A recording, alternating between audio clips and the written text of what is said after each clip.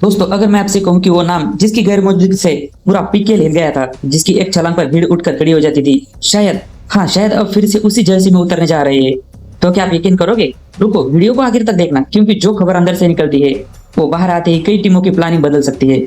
और हाँ, अगर आप पवन को दोबारा मैट पर देखना चाहते हो तो अब भी चैनल को सब्सक्राइब कर दो, क्योंकि आज जो मैं आपको बोलने जा रहा हूँ उसके बाद आप खुद कमेंट में लिखोगे कि भाई ये कैसे हुआ। सबसे पहले ये समझ लो कि ये कोई अफवाह नहीं है। जिस तरह एकदम से मीटिंग बुलाई गई है और कुछ पुराने चेहरे वापस सामने आए हैं, उससे लगने लगा है कि खेल में कुछ बड़ा पकड़ा है। पवन से रात को लेकर जो चुप्पी थी ना, अब वही चुप्पी सबसे बड़ा इशारा दे रही है।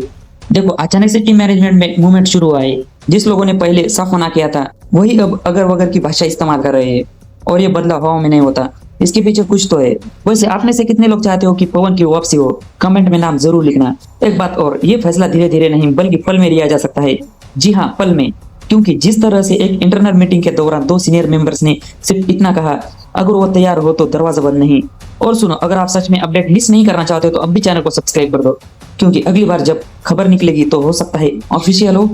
अब बात आती है फैंस की। इतने मैसेज, इतने कमेंट, इतने रिक्वेस्ट के मैनेजमेंट पर दबाव साफ दिखने लगा है। कुछ लोग कहते हैं कि बाहर निकाल दिया, कुछ लोग कहते हैं कि वो खुद हटे, लेकिन सच्चाई शायद इससे ज्यादा उलझी हुई है। कुछ सोर्सेस का कहना है कि एक खास मैच से पहले जो बातचीत हुई थी उसने पूरी कहानी को मोड़ दिया था, लेकिन अब वही लोग वापस नॉर्मल टोन में बात कर रहे हैं। क्या ये वापसी का रास्ता साफ कर रहा है? बड़े ड्रग प्लान की पहले की सेटिंग है। सोचो, अगर किसी को वापस नहीं लाना होता तो उसका नाम ही बंद कर दिया जाता, लेकिन यहाँ तो नाम के बिना भी नाम चल रहा है।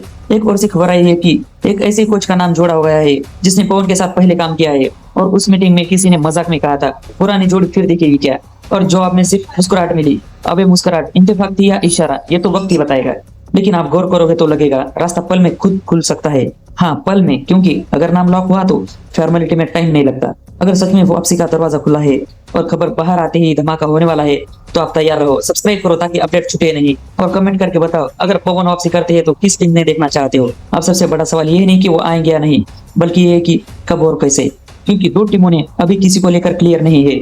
और भाई, ये बजट किसके लिए होता है? या नया चेहरा या पुरानी आग? कुछ लोगों ने साफ कहा है कि अगर पवन खुद आगे आते तो ये मैनेजमेंट सोच सकती है, क्योंकि अब क्या अनाउंस हो जाए कोई नहीं जानता। अब बताओ, क्या ये इत्तेफाक है? एक टाइम पर दो डील रुकी हुई है और एक खिलाड़ी अचानक से टाइमलाइन में नहीं दिख रहा। कहीं ये साइलेंट मोड उसी वजह से तो नहीं? दोस्तों, बात अभी खत्म नहीं हुई, क्योंकि जैसे जैसे मीटिंग आगे बढ़ रही है अंदर की आवाज साफ हो रही है। पल में फैसला हो सकता है। अब वो पल कब आएगा ये कोई नहीं जानता, लेकिन अगर वो पल आया तो पूरा पीकेएल शिफ्ट हो जाएगा।